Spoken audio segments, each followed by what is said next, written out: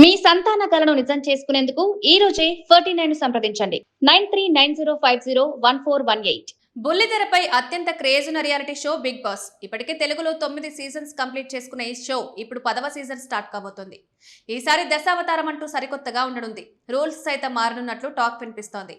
ఇప్పటికే టీజర్ల ద్వారా షోపై మరింత ఆసక్తి కల్పిస్తున్నారు హోస్ట్ నాగార్జున. ఇదిలా ఉంటే ఈసారి హౌస్ లోకి ఎంట్రీ ఇచ్చే సెలబ్రిటీల పేర్లు సోషల్ మీడియాలో వైరల్ అవుతున్నాయి. ఈసారి కూడా సీరియల్ బ్యూటీలు కన్నడ ముద్దుగుమ్మల హవా ఉండనున్నట్లు తెలుస్తోంది. ఇప్పటికే పలువురు పేరు నెట్టింట చక్కర్లు కొట్టగా ఈసారి మరో అమ్మడి పేరు వినిపిస్తోంది. ఆమె మరెవరో కాదు, పల్లవి గౌడ.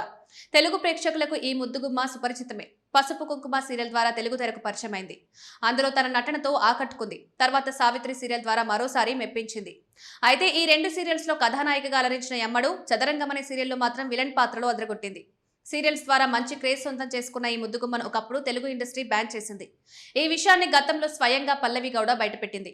తెలుగులో సెకండ్ సీరియల్ చేస్తున్న సమయంలో తనకు ఓ మూవీ షూట్ ఉందని, అది అవుట్డోర్ కావడంతో టీం వాళ్ళతో మాట్లాడి పర్మిషన్ తీసుకున్నారని, అదే సమయంలో వాళ్ళు కూడా స్టోరీలో మార్పులు చేస్తున్నారని, అందుకే అప్పుడు వాళ్లకు కూడా ఈజీగా ఉందని తెలిపింది.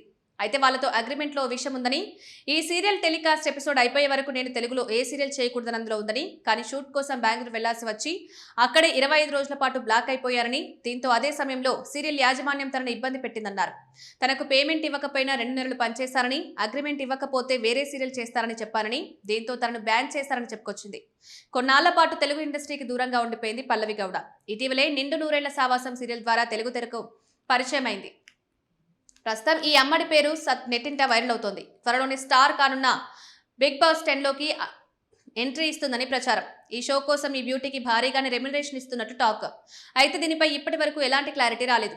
అటు పల్లవి గౌడ సోషల్ మీడియాలో చాలా యాక్టివ్ గా ఉంటుంది.